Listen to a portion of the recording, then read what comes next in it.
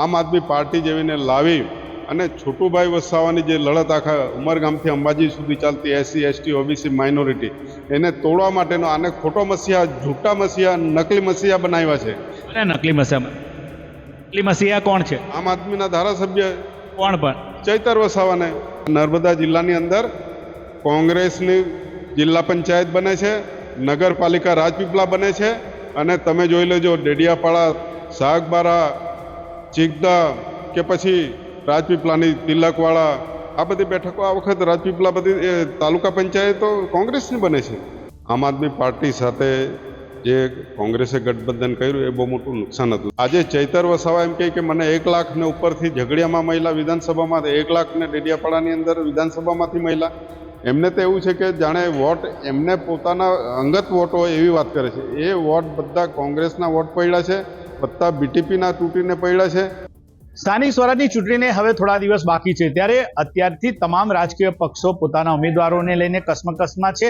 અને ખાસ કરીને વાત કરીએ તો આ વખતની સ્થાનિક સ્વરાજની ચૂંટણી ગુજરાતની અંદર ખાસ મહત્વની રહેશે, કારણ કે આમ આદમી પાર્ટીએ આ વખતે પોતે પોતાના ઉમેદવારો પણ ઉભા રાખે છે. સાથે સાથે કોંગ્રેસ છે, જે કોંગ્રેસનો જે હાર્ડકોર વોટ, જે ટ્રાઇબલ એરિયાનો એટલે કે દક્ષિણ ગુજરાત હોય કે આદિવાસી વિસ્તાર હોય, ત્યાં કોંગ્રેસ એક સમયે ખૂબ મજબૂત હતી. પરંતુ જ્યારે આમ આદમી પાર્ટી ધીરે ધીરે જે આદિવાસી વિસ્તારમાં પોતાની મજબૂતાઈથી રીતે આગળ વધી રહી છે ને આમ આદમી પાર્ટીએ પણ પોતાની પેનલો ઉતારી છે ને આ વખતની જે સ્થાનિક સ્વરાજની ચૂંટણી છે એ ચૂંટણીની અંદર કોંગ્રેસ એકલા હાથે ચૂંટણી લડવાની છે. ત્યારે આપણી સાથે આદિવાસી નેતા અને કોંગ્રેસમાં જોડાયેલા મહેશ વસાવા છે, એમની સાથે વાત કરશું. મહેશભાઈ, ખાસ કરીને જે આદિવાસી વિસ્તારમાં કોંગ્રેસનું પ્રદર્શન કેવું રહેશે આ વખતે? આપ તમે જોઈ લો, ગુજરાતની અંદર કોંગ્રેસ આ વખત તાલુકા અને જિલ્લા પંચાયત અને નગરપાલિકામાં આ વખત કોંગ્રેસની સરકારો આવવાની છે. અને ઉમરગામથી અંબાજી સુધી આપ તમે જોઈ રહ્યા કે જે રીતે કોંગ્રેસે જે રેલી કાઢવામાં આવી, જનજાગૃતતા યાત્રા જે કાઢવામાં આવી અને એની અંદર લોકોનો જે પ્રતિસાદ મળ્યો છે, આપ તમે જોઈ લો કે આદિવાસી સમાજ હોય, એસસી એસટી ઓબીસી માઇનોરિટી જબરજસ્ત અત્યારે જાગૃત છે. ભાજપ સરકાર 30 વર્ષથી અહીં ગાડી શાસનમાં છે, એની એન્ટીની અંદર લોકો આવ્યા છે.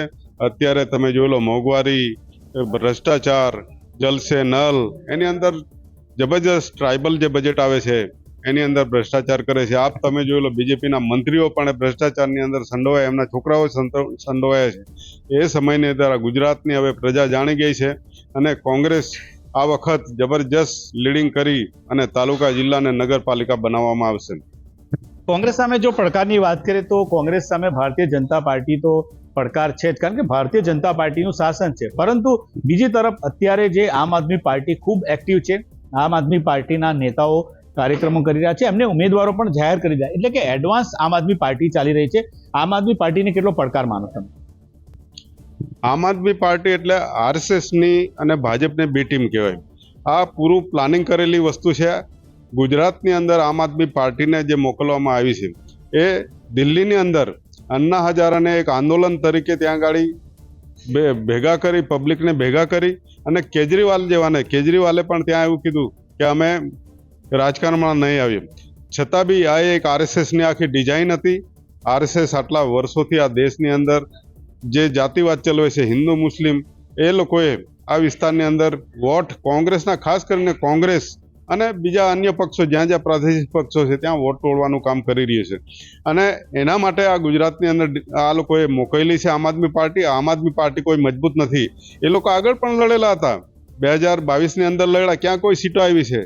જેમ તેમ માંડ 2-5 સીટો આવી અને ખાલી આદિવાસીઓના વોટ, વિધાનસભામાં વોટ કાપી અને ભાજપને તમે જોઈ લો, જે ટ્રાઇબલની હું વાત કરું છું, 27 સીટમાંથી આ લોકોએ 23 સીટો આ લોકોએ ભાજપને આપી છે. એટલે ભાજપને મદદ કરવાવાળા લોકો છે આમ આદમી પાર્ટી. એ કોઈ પાર્ટી નથી, એ વોટ કાપુ પાર્ટી છે. ભાજપની બે ટીમ છે, આરએસએસની ટીમ છે. પરંતુ જે આદિવાસી વિસ્તારની વાત કરીએ તો ગત વિધાનસભામાં આમ આદમી પાર્ટીને 40 લાખ કરતા વધારે મતો મળ્યા હતા. એટલે કે જે આદિવાસી વિસ્તારની અંદર આમ આદમી પાર્ટી ધીરે ધીરે પોતાનું જે મજબૂતાઈથી આગળ વધી રહી છે. તો આમ આદમી પાર્ટી પણ કહી રહી છે કે જે કોંગ્રેસ છે એ કોંગ્રેસ ભાજપ સાથે મળીને કામ કરશે. ગુજરાતમાં અરવિંદ કેજરીવાલ હોય કે પછી જે બીજા નેતાઓ એવું કહે છે કે કોંગ્રેસ ભાજપની બી ટીમ છે. એ બાબતે શું કહેશો? જો ગુજરાતની અંદર આમ આદમી પાર્ટીને ખાસ કરીને ટ્રાઇબલની તમે વાત કરી કે એને 40 લાખ વત મહિલા છે. આદિવાસી સમાજ તમે જોઈ લો, આદિ અનાદિ કાળથી આ વિસ્તારોમાં વસે છે. એને નહિવત અહીં શિક્ષણ પૂરું મળતું નથી. આ દેશની આઝાદી પહેલા પણ અને આઝાદી પછી પણ. એટલે આદિવાસી સમાજ હંમેશા ગરીબ છે. આદિવાસી સમાજ આજે રાહુલજી પણ બોલે છે કે આદિવાસી એ અહીંનો મૂળ માલિક છે અને આ વિસ્તારની અંદર શિક્ષણ નહીં આવવાના કારણે જળ જમીન જંગલો છીનવાય છે. અને આદિવાસી સમાજને આપ તમે જોઈ લો, આઝાદી પછી જે અત્યારે આમ આદમી પાર્ટીએ એવી છેતરામણી યોજનાઓ લાવી, આખી ડિઝાઇન કરેલી ત્યાંથી દિલ્હીની અંદર કે ટ્રાઇબલની અંદર શું શું મફત સેવાઓ આપી. એમણે કીધું કે વીજળી અમે મફત આપીશું, હા, શિક્ષિત બેરોજગાર ભથ્થો આપીશું, મહિલાઓને એ આપીશું. એટલે લોકો, ગરીબ લોકો છે એ સાજામાં આવી ગયા અને વોટ એવી રીતે લઈ ગયા કે એટલા માટે એ ખાલી વોટ કાપવા માટે છે. જેમ તેમ કરીને આ લોકોની એક સીટ અહીં ગાડી ટ્રાઇબલમાં આવી છે, ભલે વોટ લઈ ગયા, પણ આપ તમે જોઈ લો કે એની જેમ તેમ 5 સીટો આવી હતી. એટલે આ કંઈ એની મજબૂતાઈ નથી, ખાલી ડિઝાઇન કરીને કોંગ્રેસના વોટ કાપવા માટે આ ગુજરાતમાં મોકલેલા છે.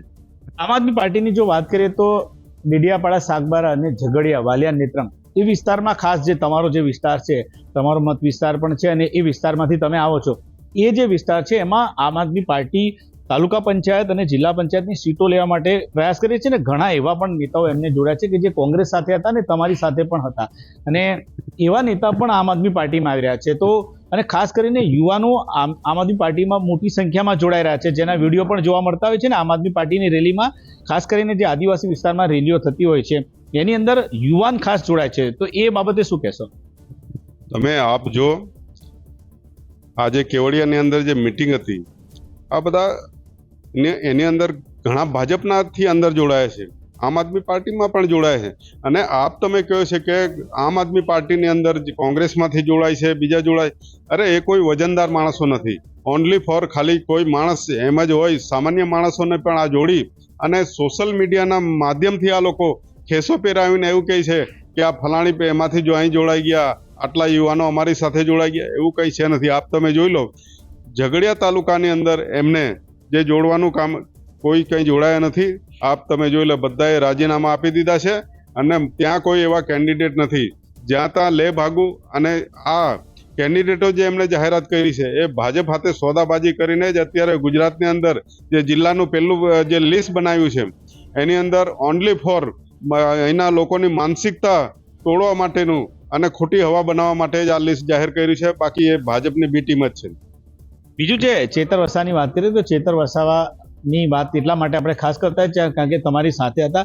અત્યારે ભાજપ ને કોંગ્રેસ અને આમ આદમી પાર્ટી, જો આદિવાસી વિસ્તારની અંદર કોંગ્રેસ સામે સૌથી મોટો જો પડકાર હોય તો ચેતર વસાવા છે. કારણ કે ચેતર વસાવા ભલે ડેડિયાપાડાના ધારાસભ્ય, પરંતુ ટ્રાઇબલ બેલ્ટની અંદર એમને એક એવું કહી શકાય કે લોકચાહને એમની વધી છે ને એક મજબૂતાઈથી આમ આદમી પાર્ટીને ઊભી કરી છે ને ટિકિટો પણ તેઓ જાહેર કરી રહ્યા છે. એ બાબતે શું માનો છો? જો અમે જે જાણીએ છીએ, આ બીજેપીનું એક પ્લાનિંગ હતું. માન્ય છોટુભાઈ વસાવા સાહેબ આટલા વર્ષોથી એક આદિવાસી મસીહા તરીકે અને ગરીબોના મસીહા તરીકે હતું ને એને તોડવા માટે આ ભાજપે અહીં જબરજસ્તી ચૈતર વસાવા, હું પેલા ડેડિયાપાડામાં ધારાસભ્ય હતા, એ મારું કામ કરતા, મારા પીએ હતા, બરાબર છે, મેં એને પ્લાનિંગ બતાવ્યું છે. પણ આમ આદમી પાર્ટી જેવીને લાવી અને છોટુભાઈ વસાવાની જે લડત આખા ઉમરગામથી અંબાજી સુધી ચાલતી, એસસી એસટી ઓબીસી માઇનોરિટી, એને તોડવા માટેનો આને ખોટો મસીહા, જૂઠા મસીહા, નકલી મસીહા બનાવ્યા છે. કોને નકલી મસીહા? નકલી મસીહા કોણ છે? આમ આદમીના ધારાસભ્ય. કોણ? પણ ચૈતર વસાવાને. કેમ કે ચૈતર વસાવાને આ લોકોએ સ્થાપિત એટલા માટે કર્યું કે મીડિયા અને અહીંની આરએસએસ ને અહીંના જે ભાજપના લોકો છે એને જબરજસ્તી મસીહા બનાવી અને જે લડત હતી, જે વિચારધારા કોંગ્રેસની વિચારધારા હતી, એને તોડવાનું કામ કર્યું. છોટુભાઈનું જે આ મસીહા તરીકે કામ હતું એને ભૂસી અને એને મસીહા બનાવી અને આ વિસ્તારની અંદર જળ જમીન જંગલ લૂંટવા માટે આ આખું પ્લાનિંગ છે આ લોકોનું. બીજું મહેશભાઈ કે જે નકલી આદિવાસી પ્રમાણપત્રનો જે મુદ્દો છે, એ મુદ્દાને લઈને સરકારે અત્યારે સ્ટેન્ડ લીધું છે કે જે લોકોના જે આરબીસી એટલે રબારી, ચારણ ને ભરવાડ એટલે કે જે ગીર, બરડા અને આલેચવી વિસ્તારની અંદર જે લોકોને ખોટા પ્રમાણપત્રોનો જે મામલો છે એ મામલે સરકારે રદ કરવાની વાત કરી છે. તમે શું માનો છો? અને યુસીસીના મુદ્દે જે આદિવાસી સમાજને બાદબાકી કરવામાં આવી છે, એટલે કે યુસીસી યુનિફોર્મ સિવિલ કોડ જે સરકારે બનાવ્યો છે એ યુસીસી ની અંદર આદિવાસી સમાજને રાખવામાં નથી. આ બે મુદ્દા પર મહેશભાઈનો શું વિચાર છે?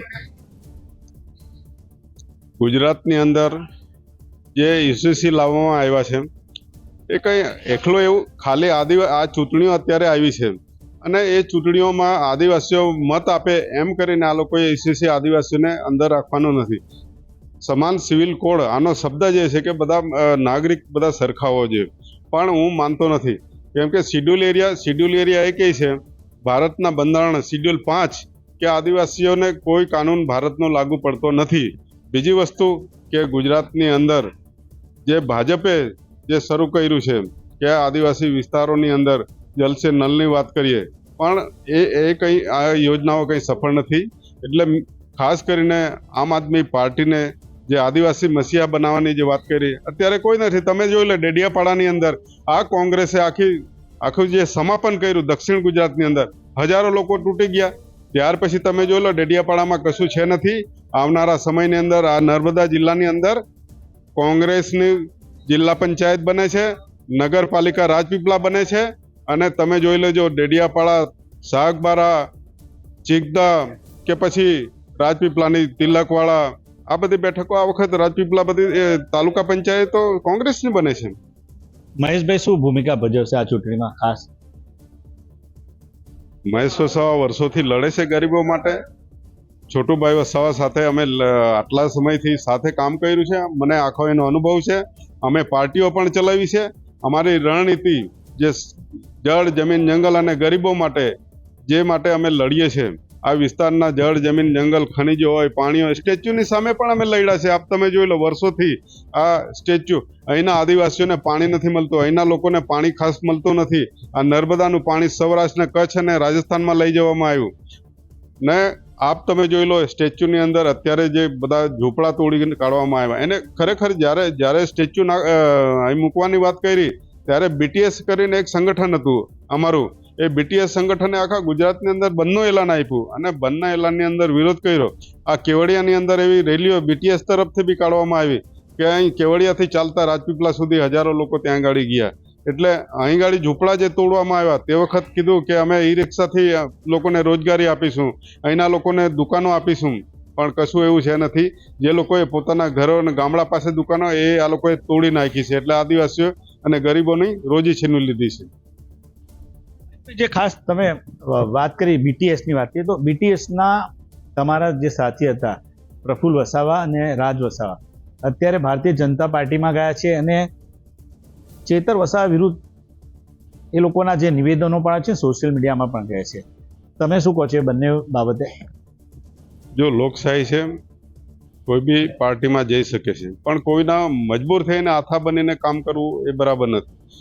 એમના જે વિચારો છે એમની સ્વતંત્રતા છે. સંવિધાન કહે છે કે એ સ્વતંત્રતા છે, એટલે એ જે બોલે છે એ એમનો વિષય છે. મહેશભાઈ, ખાસ કરીને જે આ સ્થાનિક સ્વરાજની ચૂંટણી જે છે ઝઘડિયા વાલિયા નેત્રંગની તમે વાત કરી, પરંતુ જે આવનારા દિવસોમાં એક વિધાનસભાને પણ લગભગ હવે સમજો કે 1 વર્ષ જેટલો સમયગાળો બાકી છે. સ્થાનિક સ્વરાજની ચૂંટણીમાં કોંગ્રેસને કયા સ્થાને તમે જુઓ છો? અને વિધાનસભાની ચૂંટણીમાં, કારણ કે ગત લોકસભાની ચૂંટણીમાં જ્યારે આમ આદમી પાર્ટી સાથે ગઠબંધન કોંગ્રેસે જે કર્યું હતું, તો તમને કેવું લાગે છે કે આમ આદમી પાર્ટી સાથેનું ગઠબંધન કોંગ્રેસ માટે ફાયદાકારક હતું કે નુકસાનકારક હતું? આમ આદમી પાર્ટી સાથે જે કોંગ્રેસે ગઠબંધન કર્યું એ બહુ મોટું નુકસાન હતું. દેશ માટે પણ નુકસાન હતું અને કોંગ્રેસ પાર્ટી માટે પણ નુકસાન હતું. આપ તમે જોઈ લો અહીં ડેડિયાપાડાની, હું જ્યારે ભરૂચ જિલ્લા લોકસભાની વાત કરું છું કે ગઠબંધનની અંદર ચૈતર વસાવા જેવાને અહીં ગાડી એક ઉમેદવાર તરીકે મૂકવામાં આવ્યો ને ગઠબંધન કરીને કોંગ્રેસના અને સંયુક્ત ઉમેદવાર આમ આદમી પાર્ટીના, અને જેથી વોટ કોના પડ્યા. આજે ચૈતર વસાવા એમ કહે કે મને 1 લાખ ને ઉપરથી ઝઘડિયામાં મહિલા વિધાનસભામાં, 1 લાખ ને ડેડિયાપાડાની અંદર વિધાનસભામાંથી મહિલા. એમને તો એવું છે કે જાણે વોટ એમને પોતાના અંગત વોટ હોય એવી વાત કરે છે. એ વોટ બધા કોંગ્રેસના વોટ પડ્યા છે, બધા બીટીપીના તૂટીને પડ્યા છે. આ કંઈ બીજી ખાલી ઓનલી ફોર ભાજપને જીતાવવા માટેનું આ લોકોનું પ્લાનિંગ છે. એટલે હવે પછી તમે જોઈ લેજો આ તાલુકા જિલ્લાની અંદર કોંગ્રેસની સરકાર બને છે એટલે આમ આદમી પાર્ટી કેટલી આંગાળી છે એ આપણને ખબર પડી જશે અને આવનારી વિધાનસભાની અંદર તમે જોઈ લો ઉમરગામથી અંબાજી સુધી જે 27 સીટો છે એની અંદર કોંગ્રેસ જબરજસ્ત બેક કરશે અને ગુજરાતની અંદર જે ડિમોલેશન કર્યું છે જે લોકોના ઝૂંપડા તોડી નાખ્યા છે લારી ગલ્લા તોડી નાખ્યા છે ગેસ પેટ્રોલ મોંઘા કર્યા છે એ આવનારી અંદર આ ભાજપને ભસ્મ કરી નાખવાનો છે એ ભ્રષ્ટાચારી પાર્ટીને આ હતા કોંગ્રેસ નેતા મહેશ વસાવા, તેમણે આપણી સાથે ખાસ વાતચીત કરી છે. તો ખાસ કરીને વાત કરીએ તો જે આદિવાસી વિસ્તારની અંદર કોંગ્રેસને મજબૂત બનાવવા માટે કોંગ્રેસમાં મહેશભાઈ વસાવા છે, અને મહેશભાઈ વસાવાનું કહેવું છે કે ખાસ કરીને જે આમ આદમી પાર્ટી છે એ ભારતીય જનતા પાર્ટીની બી ટીમ છે એવું તેમનો આરોપ ને આક્ષેપ છે. અને આગામી જે ચૂંટણી આવશે એ તાલુકા જિલ્લા પંચાયત તો કોંગ્રેસ જીતશે, પરંતુ સાથે સાથે વિધાનસભાની ચૂંટણીમાં પણ કોંગ્રેસ ખૂબ સારી રીતે આગળ વધશે તેવું તેમનું કહેવું છે. તો આ હતા મહેશ વસાવા, તેમણે આપણી સાથે ખાસ વાતચીત કરી. નરેન્દ્ર પેપરવાલા, ગુજરાત તક, નર્મદા.